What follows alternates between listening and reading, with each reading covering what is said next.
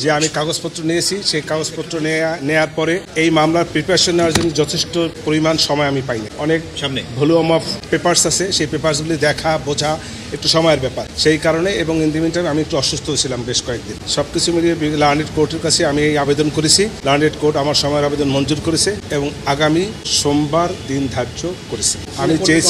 আমি চেয়েছি 15 দিন, উনি আমাদেরকে এই 7 দিন দিয়ে, 7 দিনে একটু কম, 6 দিন হয়েছে। আমি সেটা এখন বলবো না, কারণ আমি তো আগেই বলেছি যে আমি বিস্তারিত পড়াশোনা করার সেটা যে সেটা আমি পারিনি। অতএব আমি এই মুহূর্তে আপনাদের এই অভিযোগের এই প্রশ্নের উত্তর আমি দিতে অপারগ।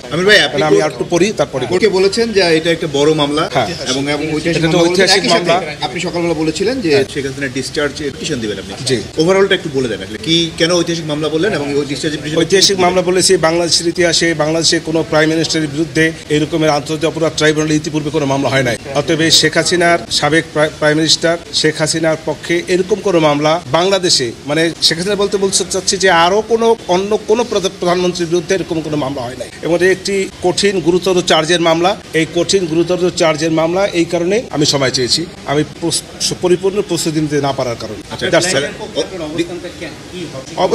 অবশ্যই তার পক্ষে আমি আমার এই ক্লায়েন্ট যাতে এই মামলা থেকে অব্যাহতি পায়। যদি অব্যাহতি এই আজকের আগামী লার্নেড কোর্ট যদি নাও দেন, আমার চেষ্টা থাকবে, আপ্রাণ চেষ্টা থাকবে তার পক্ষে তাকে এই মামলা থেকে খালাস করার জন্য সর্বোচ্চ চেষ্টা আমার তো থাকবে। ডিসচার্জের পিটিশনটা বিষয়ে কেমনে বলবো, খালাস পাবেন কি পাবেন না আমি কি করে বলবো? ডিসচার্জের যে পিটিশনটা দেবেন এটা বিষয়, ডিসচার্জে চাবেন কেন চাবেন? আমি তো দেইনি, চাবো এই জন্য যে আমি মনে করি যে তার বিরুদ্ধে যে 5টি চার্জ আনা হয়েছে এই চার্জগুলি সঠিক হয় নাই। এই চার্জগুলি সঠিক না বিধায় আমি ডিসচার্জের আবেদন দেব।